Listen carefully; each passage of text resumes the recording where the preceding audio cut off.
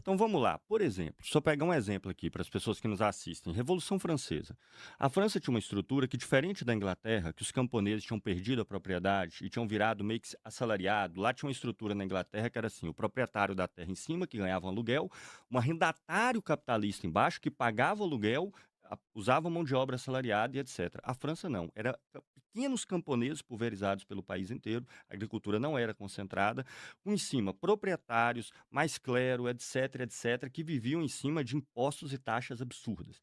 A França se vê, então, ali, em pré-revolução francesa, em dois caminhos.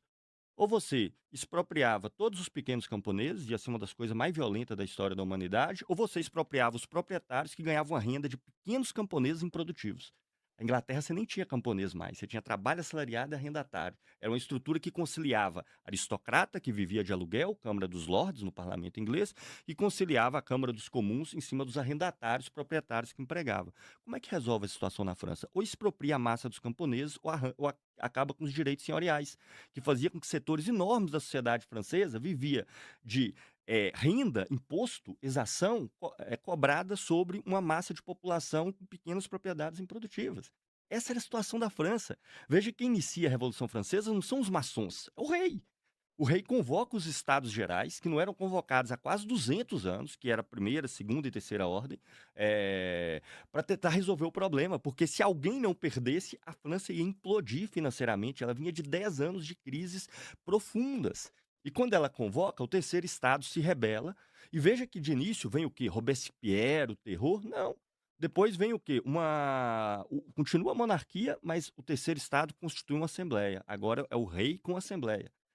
E veja, é uma análise simplista da história, e depois disso o rei ainda trai a França, o rei tenta fugir, aí se instaura a república, tempos depois vai vindo o terror e tudo mais.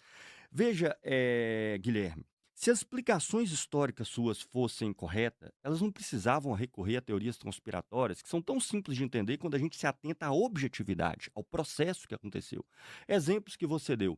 Por exemplo, Lenin passou pela Alemanha, sem. A Alemanha deixou passar e deu dinheiro mesmo, são em torno de US$ 40.000. Claro que sim, porque a Alemanha estava em guerra com a Rússia. Tudo que eles queriam era um cara que entrasse para dentro da Rússia e podia causar lá o terror para tentar fazer uma revolução. Tanto que depois que a revolução dá certo, ninguém se ferrou mais do que a Alemanha. A Alemanha, inclusive, financiou e o DENIT, que iniciou a guerra civil pelo norte, criou um corredor sanitário para impedir que a Revolução Russa se expandisse, e ela virou para dentro da própria Alemanha, porque surgiu os soviets na Alemanha, que fez com que ela saísse da guerra.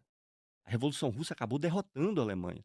E aí vocês têm que se apegar a coisas do tipo assim: olha só, teve um financiador do Trotsky. Cara, isso é a coisa mais comum que existe. Por exemplo, Marx tinha um jornal que tinha poloneses que ajudava, porque era o único jornal dentro da Alemanha de grande circulação que defendia a independência da Polônia. Tinha liberais russos que financiavam os bolcheviques e nunca foi substancial em relação ao que eles eram, porque acreditavam que só eles combatiam o czarismo de maneira consequente. E achavam que eles não iam conseguir fazer revolução nenhuma, mas ia conseguir derrubar o czar. São coisas simples de serem entendidas.